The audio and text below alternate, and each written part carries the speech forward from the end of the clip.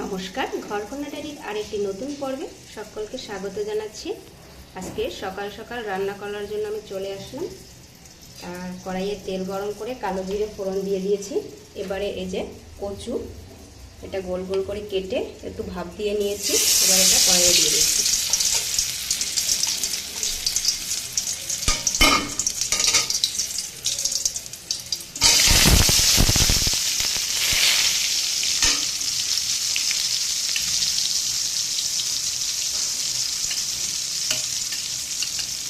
এবার এটাকে বেশ ভালো করে দিয়ে দেবো।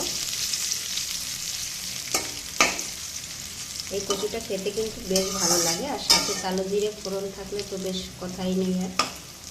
আর কচুটাতে এমনিতেও গলা ধরে না, খেতে বেশ সুস্বাদু। এবার এটা হতে থাক। আর এদিকে হচ্ছে আমি গাটি কচু আর আলু একসাথে কেটে নিয়েছি, আর এদিকে লাউ শাক একটু ভাপ দিয়ে নিয়েছি। এটা একসাথে রান্না করব।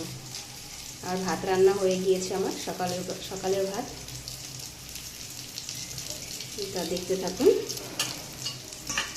আমি এটাকে এই প্লেটটায় নিয়ে নিলাম, আর লাউ শাকটাকে ঢেলে একটু জলটা ঝারিয়ে নেব। দেখুন আমার কচুগুলো কিন্তু এক পাশ ভাজা হয়ে গিয়েছে। এবার উল্টে দেব।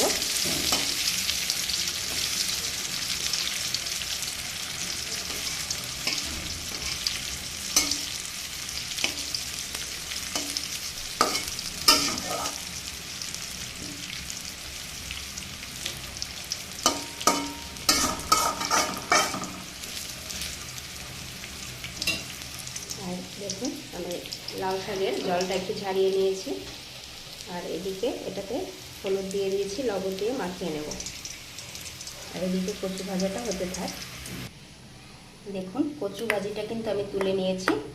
আর এবারে কড়াইয়ে আবার কালো জিরে ফোড়ন দিয়েছি, আর একটু তেল দিয়ে এবারে এই যে গাটি কচু আর আলু দিয়ে দেবো। এটা ভাপিয়ে নিয়েছিলাম।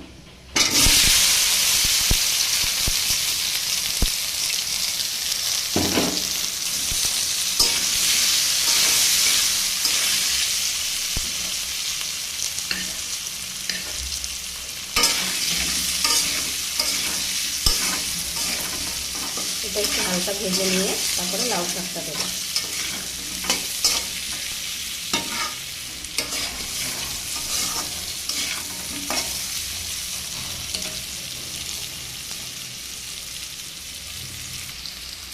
দেখুন আমি যেহেতু গাটি কচু আলুটাকে একটু সিদ্ধ করে নিয়েছিলাম, সিদ্ধ করে জলটা ফেলে দিয়েছি, তাই এটা কিন্তু সিদ্ধ হয়ে গেছে। এটা বেশি সময় লাগবে না রান্না করতে। একটু হালকাই ভাজা দিলাম।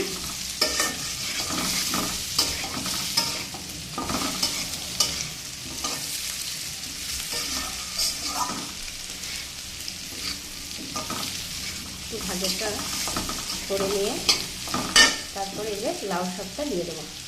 লাউ শাকটা একটু ভাপ দিয়ে নিয়েছিলাম।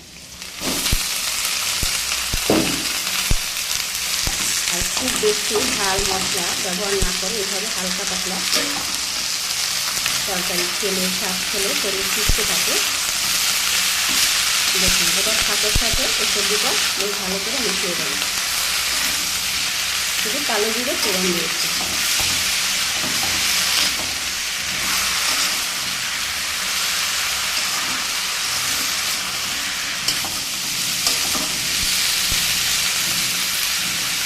এবার এটাকে মিশিয়ে একটু সময় ভাজবো। কেউ চাইলে এরকম শুকনো শুকনো খেতে পারেন, আবার চাইলে একটু ঝোল ঝোলে খেতে পারেন। যার যেরকম রুটিতে আসে সে সেরকম খাওয়া যেতে পারে।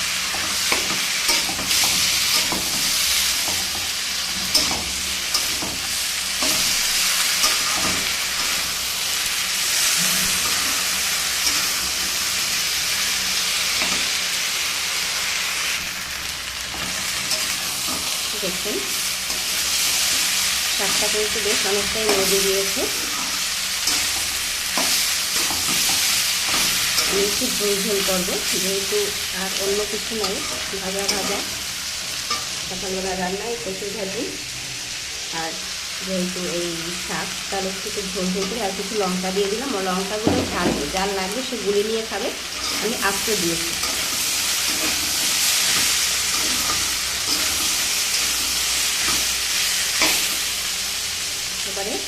জল দিয়ে দিচ্ছি।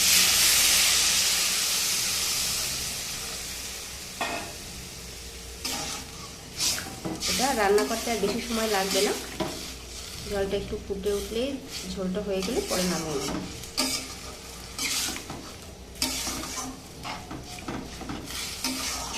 আর আমি সবজিতে একটু লবণ দিয়েছিলাম, তাও আরেকটু লবণ লাগবে, যেহেতু শাকে দেইনি, আবার ঝোল দিয়েছি, সেই পরিমাণ লবণ দিতে হবে।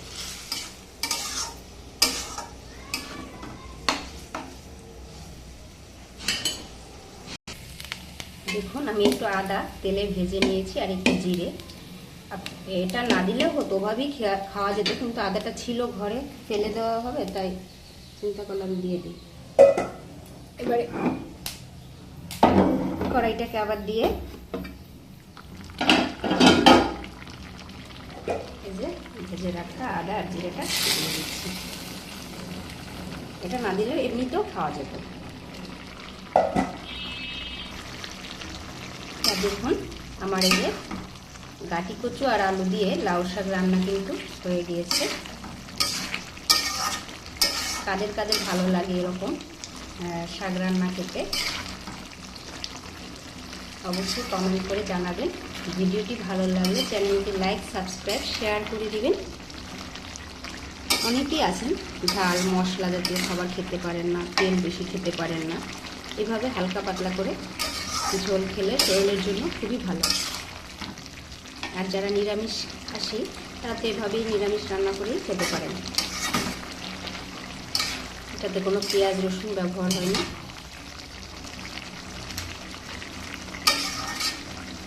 তা আজকে ভিডিওটা এই পর্যন্তই। নমস্কার, সকলে ভালো থাকবেন, সকলের জন্য রইল শুভকামনা। আজকে সকাল সকাল আমার ভাত, কচু ভাজি আর লাউ শাক গাটি কচু আলু দিয়ে রান্না হয়ে গেল।